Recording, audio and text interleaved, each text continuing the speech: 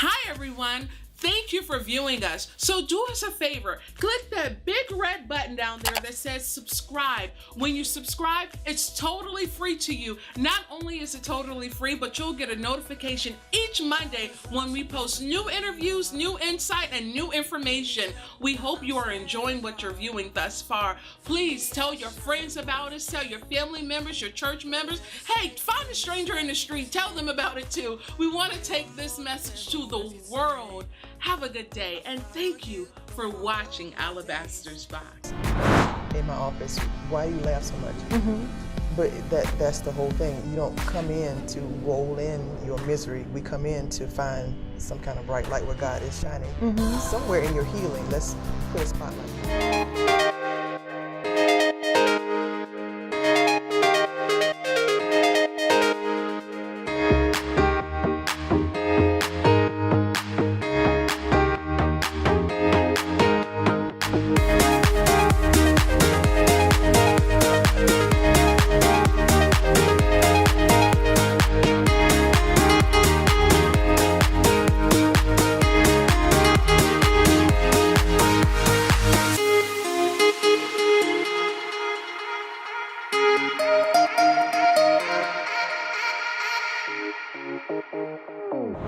So tell me, with all of this that God has created in you and just revealed to you, and you're just walking with so much confidence and humbleness at the same time, how does that play out in the services that you provide in Esiri? As a clinician, everybody always asks in my office, why do you laugh so much? But that's the whole thing. You don't come in to roll in your misery. We come in to find some kind of bright light where God is shining. Somewhere in your healing, let's put a spotlight on that. Acceptance has comfort in it. God's promise has comfort in it. And so if you're comfortable, that means that that if I tell a dry joke, or if I say something that is a step on your toes, that person is comfortable and we move forward. But that requires me to just be who I'm telling that person they need to be. And so if I say, Tiffany, I need you to really accept yourself as you are, and because if you don't, then if you don't love you, why should I love you? And so that rolls around for a little while. But in that person being comfortable with themselves, then we begin to move into, if I am who I am, then let me see how Chevette does that. And so authentically me. If I see a truth, I'm going to say it in the nicest way I can. Or if we get to a point where I'm tired of seeing you rolling in it, I'm going to be very upfront and honest. Because if you come to me for services, if you come to me for healing, if you come to me because you have a concern or you're trying to grow, I would not be God's vessel if I didn't give the information that was given to me. So I think I answered your question, but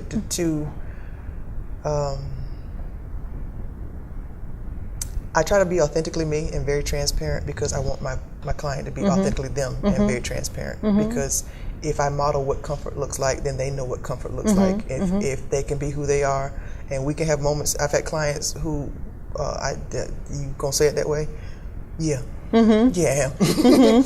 And I still love you, but you needed to hear that, and to let them walk away understanding that, again, that rejection, protection. Sometimes rejection is not, it's not a criticism to kill a soul. It is a critique to save your soul. And so that me telling you the truth is risking the relationship. If I tell a person the truth, they may not come back, but I've fulfilled my purpose. It may be 5 or 10 years later before they come and go, can we pick up that conversation that we had about 5 years ago? Because now I'm beginning to see what you're talking about. And I've had people do that. But that rejection doesn't mean that I'm a bad clinician. It doesn't mean that I've said anything outside of the Bible. It doesn't mean that I've said anything unethical to the person. Again, that marriage or Christianity and psychology. It means that I have to be comfortable with being honest with the person, because if I lie and have that person walk out in false hope, that's not fair at all. So it sounds like when someone comes to Esiri for the services that you, well, let me stop for a second. What services do you provide? We know the counseling, but do you provide any other services? And we know about the empowerment. Can you share about the empowerment and the other services that you provide? So it's called The Gamble, Get a Mirror Before Looking Elsewhere.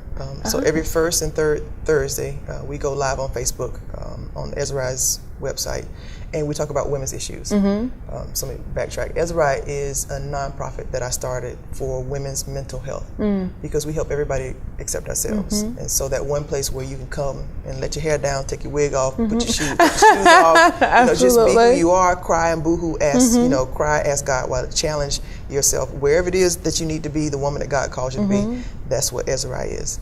The services are individual counseling, marriage counseling, family counseling, psych reports, the group or group therapy.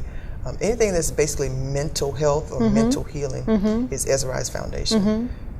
And it's not just women, but if I can help a woman's child, then I'm serving purpose. If I can help with marriage counseling, I'm serving purpose. But the core population or my target population is women's mental health. Okay. All right. So when someone comes into, and thank you for that, when someone comes into Esiri needing services, it sounds like you come from a very transparent, upfront, but friendly, place, you come from a healed place, but an experienced place at the same time. Is that right? Yes. Okay. So now, personally, I know that the experiences that we have in life makes our testimony and what we share, or the purpose that God has given us, even the more powerful than before when He just dropped the purpose on us. And I know for personally, I was like, okay, Lord, we're going to talk about thoughts, and this is until I was attacked. Right. And so I'm like, what's happening? But the Lord had to put the treasures in me and pull out things so that I can truly understand what we're doing here. Right. And so I tell people, I thought I was losing my mind for a second until I realized that my mind never went anywhere. It was just all of that stuff that I accepted to be true when it wasn't. Right. And so you kind of got to get the rug pulled from under you so you can have that firm foundation that you're standing on, because it's there all along. So what was your story? How did you get to the desire of mental health and just want to share and teach people about the importance of mental health? Because it's very important. Right. So how did you get to that point? Like, what story or what experiences did you have? So I have an ex. We don't have time for the whole story. Okay. But it is, as women, we give on a daily basis. We wake up and take care of ourselves as far as brushing your teeth, combing your hair, putting on your makeup, making sure your clothes look right, eating breakfast. And then for the rest of the day, we give ourselves away. And when you give yourself away, it's a resource that you don't get back. If we have time, I'll tell you the $1 million story. And so if you give yourself away in that way to your children, rightfully so, to your husband, rightfully so, to your job, rightfully so, to your church, rightfully so, to your friends, rightfully so, at the end of the day, we're exhausted because I have resourced myself out to so many people, and during the day, the only resource I took in was enough fuel to keep myself going, which was a chip, a sandwich, or whatever it is. We wake up in the morning, and then just that whole kind of tide of riding that purpose that we have, because we're natural nurturers except to ourselves, and that doesn't make sense to give yourself out so much. And so to be the person that calls attention to, if you're going to be that person, if I was going to be that person, I had to make the realization that I can't give away 99% of myself to one person and then be 1% to you and to my job and to my kids. And so that's a misuse or not being a good steward of the talent, the time, the treasure that God has given me. And so through the realization that this might not be working, and then the journey of finding or rediscovering purpose it was not in that person. That person is one thing. If I make that person my earthly God, then I have earthly limitations. But if I come to the omniscient, omnipresent God and ask, what do you have for me? That's when my world opened up. That's when changes began to take place. Like I said, to the day I die, I'm always going to be evolving. But that realization that I can't be who God is calling me to be, I can't have this status in life and not, again, have my cup run over. I can't keep it for myself, and I can't give it to just one person. So coming to that realization, you thought, one, I mean, it's not just you thinking, but it's the Lord placing that desire on your heart. And because you experience, what I'm learning is that we're not secluded. What we experience, a lot of other people experience at the same time, but it can feel that way. It can totally feel that way when you're going through things.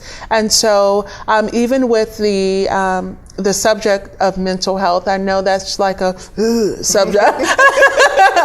It's like one of those subjects that people don't like to talk about too much. But again, like I said before, the importance of it, it's just, I mean, it's very important that we take care of not just our going to church on Sunday or Saturday or whenever we go to church and shouting and praising the Lord, and all of those things are great, but we also have to remember that we're a triune body as well, and we have to take care of our minds. And so when you're speaking with people or just having a regular conversation with them, I asked someone before, because they were talking about they went to Regent for psychology. I said, do you look at people and start do you start marking and thinking about what you learned in your classes and start analyzing different people? And they're like, no. And I'm thinking, I don't know, because I didn't go to school, and sometimes I do that.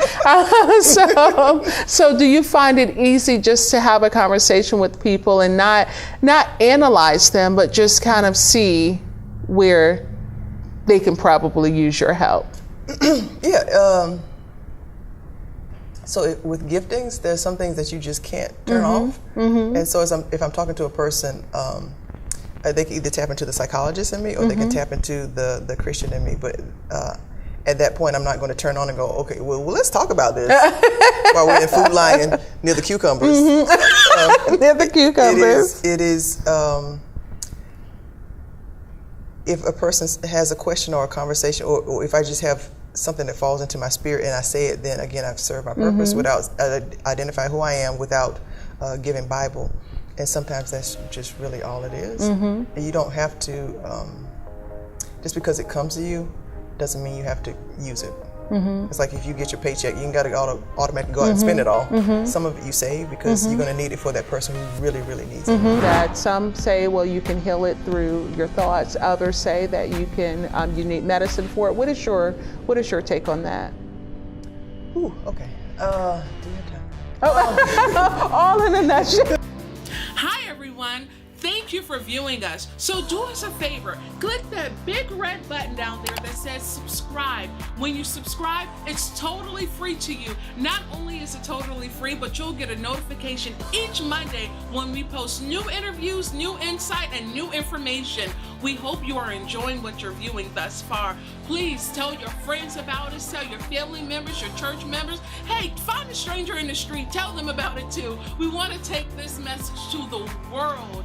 Have a good day, and thank you for watching Alabaster's Fox.